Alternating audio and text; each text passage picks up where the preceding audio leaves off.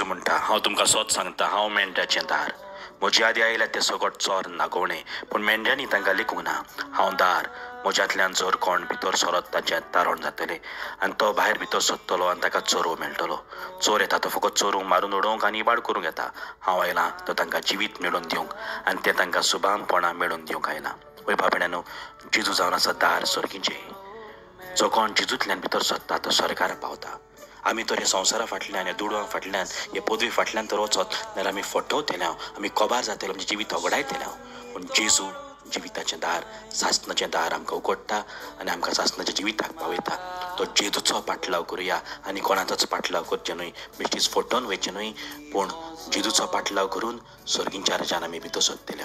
तर हीच कृपा आमकां दरेक एकल्याक मागुया की आमी कोणाय फाटल्यान वचून फटोव ना जावं, पूण जेजूचो पाटलाव करूंक, जेजूक वळखून घेवंक. जेजू आमचो स्वामी, आमचो देव, आमचो राय, आमचो फुडारी. ताचे फाटल्यान ताचो पाटलाव करून स्वर्गार वचुया.